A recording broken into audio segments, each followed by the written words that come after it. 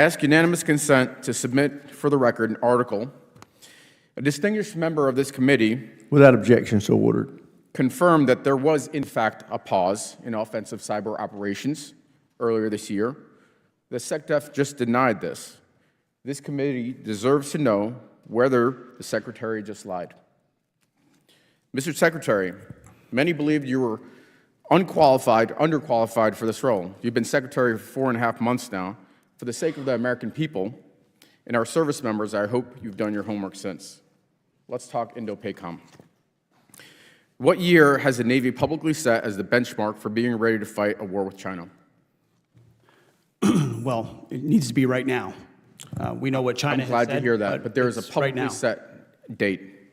Well, we know it wouldn't be Let me help you prudent out. for me in this environment to 2027. reveal when we think we're ready. That's what China has said, and we understand what they're Secretary, saying. I We asked want to for be a year. capable and ready for it. Not a filibuster. 2027 is the year. According to unclassified DoD assessments, how many warships does China have in its Navy today?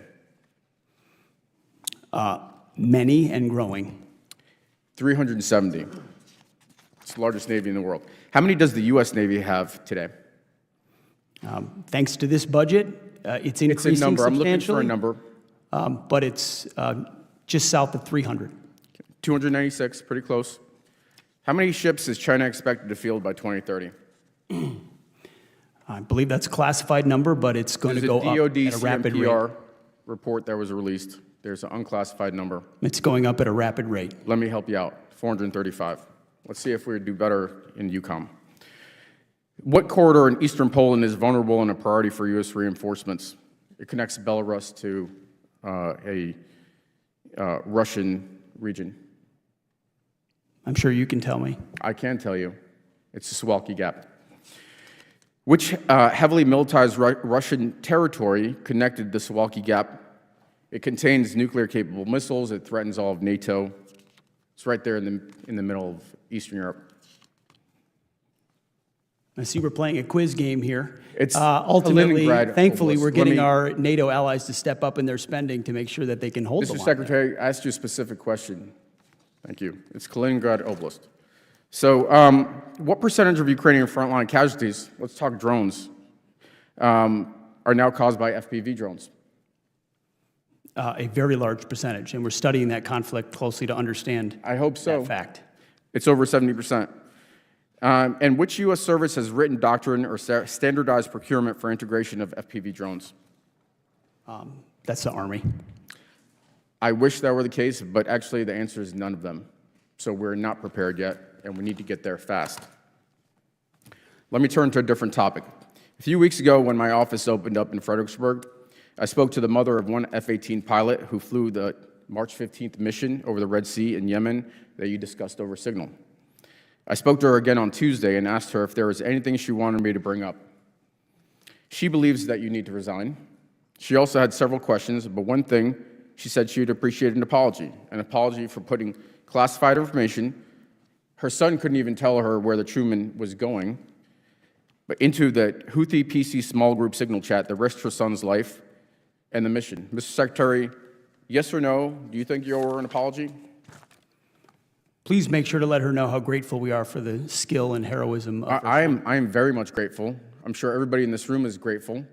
I'm proud of what her son has done. The question is, do you owe her an apology for your actions?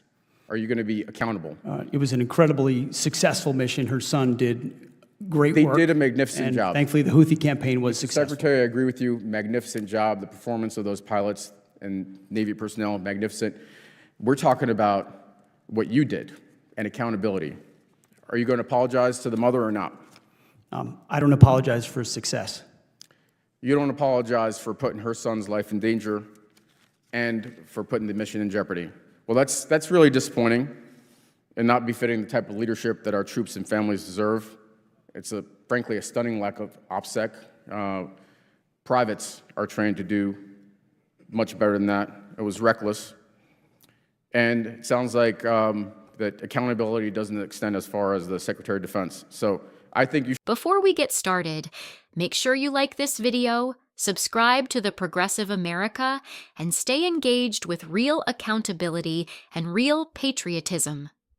What you're watching in this clip is a moment of serious oversight, and Representative Eugene Vindman is doing exactly what Congress is supposed to do: demand truth, competence, and accountability from those entrusted with our national security. Vindman presses Secretary Pete Hegseth on hard facts, not talking points. From a reported pause in offensive cyber operations to America's readiness for a potential conflict with China, these are not abstract questions. These are life and death issues for service members and for the country. Vindman lays out the reality clearly. China already has a larger navy than the United States and is rapidly expanding. NATO faces real vulnerabilities in Eastern Europe. Modern warfare is being reshaped by drones, yet our own military still lacks standardized doctrine to respond. These aren't gotcha questions. They're warnings. A patriot doesn't ignore gaps in readiness or dodge specifics when lives are on the line. Supporting our troops means more than praising missions after the fact. It means protecting them before, during, and after they serve. Representative Eugene Vindman showed moral clarity, respect for military families, and a deep understanding of the threats our nation faces. That is what responsible leadership looks like, and that is the kind of patriotism America needs right now.